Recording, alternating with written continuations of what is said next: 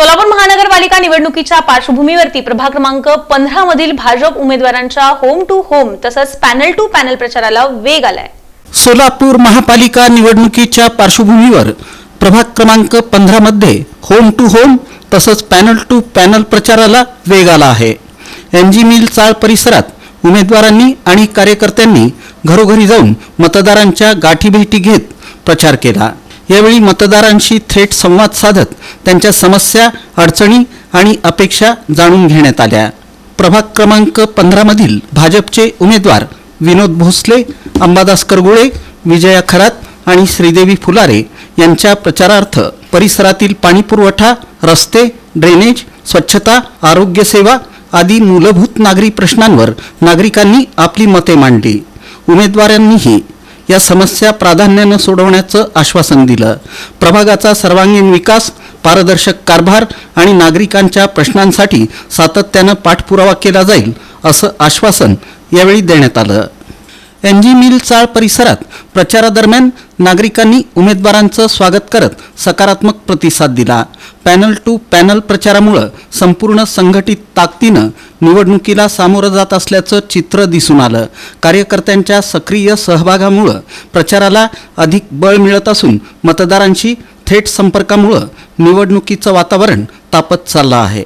आणि आज NG mill चाळीतून एक चांगला उत्स्फूर्त प्रतिसाद आम्हाला लाभलेला आहे। अनेक वर्ष 20 वर्ष प्रलंबित असलेला बिटूचा मार्ग आमचा मोकळा होणार आहे आणि प्रत्येक गोरगरिबाच्या मिल कामगारांच्या हातात दादाने 7/12चा उतारा हातात ठेवल्याशिवाय मी स्वस्थ बसणार नाही अशी ठाम भूमिका दादाने या चाळ मिलवासियाच्या लोकांना आश्वासन दिलेलं आहे।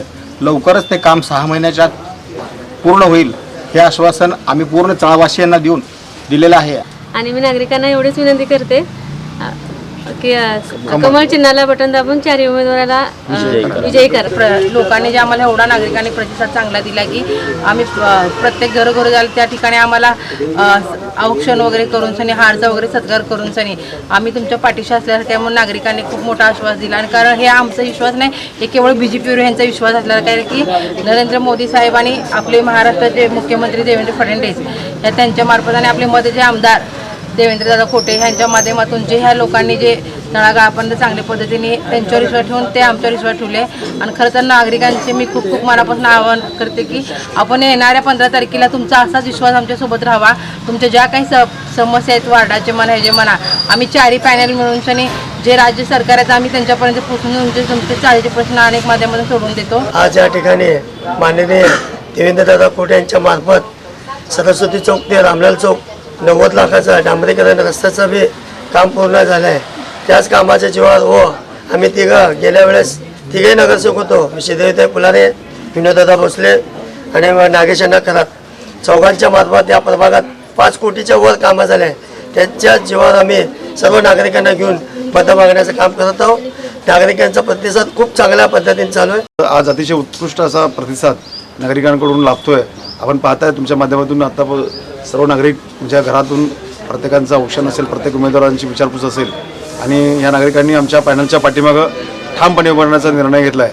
कारण की गेल्या अनेक वर्षापासून नरसिंहगिरी चाळीचा बिटूचा प्रश्न हा प्रलंबित आहे आणि सन्माननीय आमदार माननीय देवेंद्रदादा खोटे यांच्यासोबत चर्चा झाल्यानंतर हा प्रश्न सोडवण्याचं आश्वासन त्यांनी दिलं आहे। आणि त्याच विकासाच्या धर्तीवर आज आपण जर पाहिलं सरस्वती चौक ते रामलाल चौकचा रस्ता असू द्या किंवा नरसिंहगिरी चाळीतील जवळजवळ राणामाळात आपण 2-3 रस्ते केलेत। मुख्य रस्ता जो आहे नरसिंहगिरीचा तो सुद्धा देवेंद्रदादा खोटेंच्या पैशातून झाला आहे।